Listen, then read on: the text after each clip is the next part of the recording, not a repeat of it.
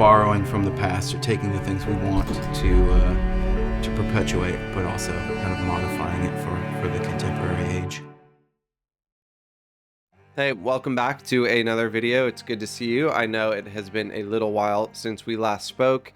If you're new here, my name is Jacob. I'm a director and photographer. Today, I'm going to be talking about and sharing some behind the scenes of a recent filmmaking project I posted here on YouTube. This project is in my short documentary series called Craft. If you aren't familiar or you haven't seen any of the other videos, I will leave a link to some of them and the trailer here. But for those of you who are familiar, this is the third and final, for now, episode in the series, and I'm really excited about this one. But today I wanted to bring you behind the scenes, talk about the shoot, talk about the gear we used, the crew we had, my approach for this, some things I've learned, some of my favorite shots, and what's next. So the first thing that I want to cover is my approach for this video, and I did things a little differently on this one. This is my third one in the series, and I've learned a little bit in each one, and I've changed things along the way, but for the most part, the process is about the same and my approach is about the same. I prep probably about 2 pages worth of interview questions, and we get to location, we decide where we're going to do the interview, and then we do the interview. And once we start the interview, it takes about 30 to 45 minutes, give or take. You know, I come with this full list of questions, and once we start asking them, I kind of tailor it and take some things out or add different questions. I don't usually ask the entire bank of questions that I come with. It's just like a guide for me to go off of.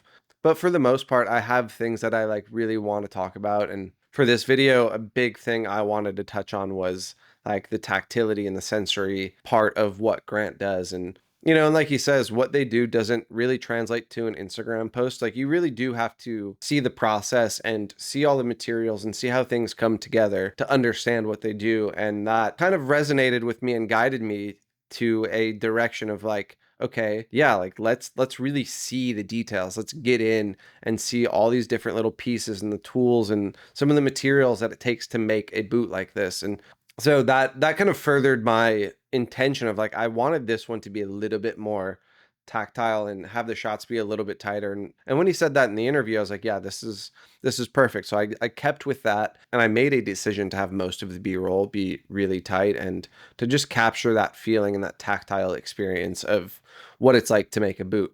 And then, you know, before the interview, I have an idea of like the process, you know, during my pre-production calls and the location scouts, like, and I know the few different things that go into making a boot at this point. So I've identified a few actions that I want to capture, but after the interview, I tailor that shot list and make it a little bit more specific based on the answers that they give us. I have a little bit of a regret of not getting some wider, more atmospheric shots of the shop. It's a really beautiful shop. I think a few wider shots of that workspace would have gone a long way. And that was something in post that I wish I had, but I was like, you know what, we don't have it. I'm not going to sit here and beat myself up about it, but I'm really happy with how it turned out. There's not much else I would change about this one. My approach for the establishing shot for this video was a little different than the last time, and I wanted this to be very tactile. I wanted the shots to be really tight. Instead of seeing like a really wide establishing shot, I wanted to establish the scene and the space with a variety of tight detail shots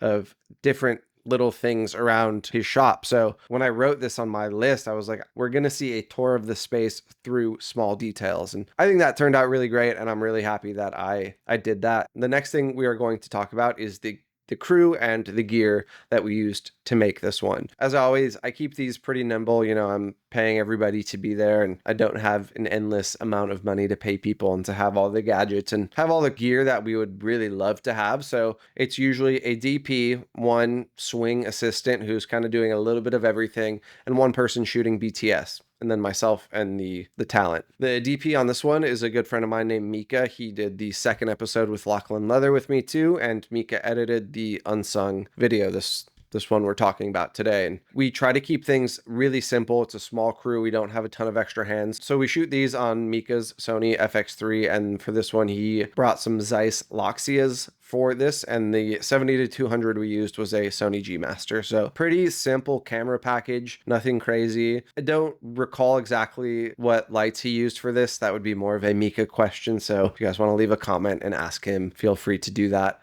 And then in the Lachlan Leather episode, the one thing that I knew I wanted to not do was use a gimbal. So for this one, we decided to opt for a Dana dolly for any sort of movements we wanted to get. So all the shots were either on a tripod or on a Dana dolly. I think there was maybe one or two things handheld, but I didn't really want this one to be handheld. This one felt like it had to be really precise and steady with all of the movements. And I still think it turned out great. You know, you don't need all the bells and whistles to make something really wonderful. Just having a good story and have a talented, skilled crew goes a very long way. The next thing I want to talk about is something that I could probably talk about for hours, and it's just about how curiosity and creativity goes a long way. Even if you try something and experiment and it doesn't go as planned, I think it is always worth it to try something new. And for this one, if you've seen the video, there's a lot of Super 8 footage in here, and that wasn't something I planned on doing. That wasn't part of my approach. That was not in the pre-production at all. It was just a little bit of a happy accident. So I'm going to explain kind of how that came to be. A few weeks before this shoot, I just randomly ordered a Super 8 camera on eBay just because I wanted one and I wanted to shoot some Super 8. So I was like, you know what? I'm going to bring the camera to this shoot I'm doing, and I'm going to just shoot a roll of Super 8 as a test to see how the footage looks and to see, for no real reason, I just loaded up the black and white. It was a very intuitive feeling. I had some color film with me, but being in this space, I was like, this just really feels like some black and white Super 8 would feel so good and just feel so natural for what we were shooting. The footage ended up being really great, and so I sent it to Mika, you know, before he started editing, and he started cutting it in, and I was like, oh wait, this actually worked out for the better. I think this kind of elevated the piece. It made it a little bit more unique, and it just really played into the overall vibe of Grant's shop and his aesthetic and the story we were trying to tell. So for me, I think it was just like the perfect reminder of just be curious, be creative, try something. And if we don't allow ourselves to think outside the box and just try new things and experience new mediums, I think that's where we kind of start to get stuck and stagnant. And I do think constraint is good sometimes, but as creatives, we have to get out of that. We have to just be a little bit more free to do whatever we feel like doing without thinking about it. I think the Super 8 is a really great addition to this. I think it elevates it. I think I've mentioned this already, but this one is my favorite in the series, and it's one of my favorite things that I've made to date. I want to talk about what I love about this one and some of my favorite shots. One of the first things I love is the music. The music choice was intentional. The music in the other ones have all been pretty orchestral and simple and very similar to this. Yeah, I'm so happy with how it plays with the visual elements of this video. And then some of my favorite shots in this one, you know, I love in the beginning where we're kind of seeing him cut the leather. This one was all about tactility and seeing the details and seeing everything up close. There's just something so satisfying about seeing that knife go through the leather. Another shot that I really love, it's about 30 seconds in, and it's just a really close-up shot of his face. He's kind of in deep concentration. He's focusing on these really, really important details of the boot making process. And again, it just kind of, you get so involved into the scene and like the concentration that goes into making a custom pair of boots.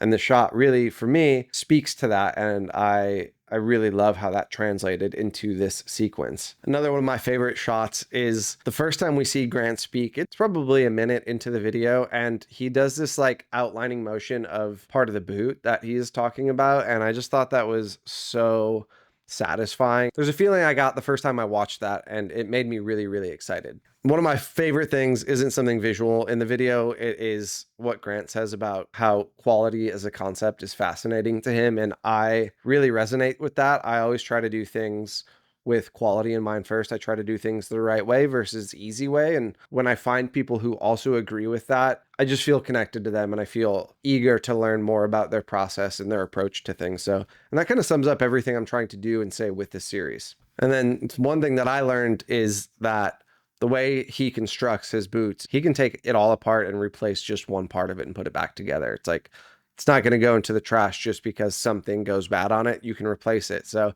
that was another really neat thing. That's something that I love about this video, but just from more of an educational perspective. And then my last favorite shot in this is the last shot in the video where Grant is carrying a pair of boots into the frame. He sets them down on a little box and then drops them and walks away. And the way Mika cut that in, the way that translated, the way that worked was just so satisfying. And I loved how he cut the music for a second and then resumes it. It hits so well. Kind of is just the perfect way to end this video. And this is one thing that I've made that I've like watched just to watch it because I'm excited about how it turned out. And it has really informed how I want to do other things. Like I want to have this feeling for everything that I make. And I know that I might not, but that is the goal, right? I found something that I love and I found a style and I found a way of doing it that really resonates with me and that really excites me. So lastly, some things I learned as a director are you just got to get out there and make things. You can try to have a plan. You can try to do things as big as you want them. You can sit here and dream about all of the what ifs, but like just getting out there and getting your idea made, and maybe the first one or two don't turn out how you want them to, but the third one is exactly what you want. The third one is perfect. You just got to get to it. And I think I've learned that just making things and trying things and learning something new and trying something new is more valuable than like any piece of gear or any dollar amount in your bank account. There is just such an incredible value to getting out and making something original. I have gotten so much love and I've heard so many nice things from people about this series. It's led me to get other work. It's important. It's important to have authorship. It's important to have an original idea and to execute it. And you just learn so much, you know, and so all the lessons that I learn in this are going to carry over to my client work and to my professional career and to everything else that I'm doing. So I've learned that it's just important to stay curious, to try something new, and you just got to get out there and make it. And I think for me, having a series was really good, right? Because you have a little bit of a constraint and you have something you're working in, and it can kind of help guide you. Stay curious, stay creative, and just go out and make things just to do it. You might fail, but you might not, and that is all part of the process. And what's next for me? Again, you know, I've mentioned that this is the last one for now. In my mind, I would love to do more, but it doesn't feel really pressing for me. I haven't found the right subject, and I know that I'll find them in due time. And I know that, you know, now that I've got this going on YouTube, it'll be a good thing to consider to continue doing. But I don't feel so motivated right now to kind of do these short documentaries. I'm going to, I know it'll come, I just don't know when. I'm working on something that was kind of born from this series, and it is still kind of in that maker craftsperson world, but the format is different, my approach is different, and the outcome is different. So I'm just getting out there and making things, and I'm investing my money into all of this because I believe in it, I believe in myself, and I think as creatives, we have to be okay with investing some time and money and energy into things that might or might not work, but you just got to do it for the love of it, right? So that would be my advice to anybody listening, to anybody who's made it to the end of this video. Go out there, don't be afraid to fail, and don't be afraid to spend a little bit of money to make something that you really believe in. If you want to watch any of these episodes, I will link all of them in the description, and I'm really looking forward to what comes next from this, and thank you so much, and I will see you guys in the next video.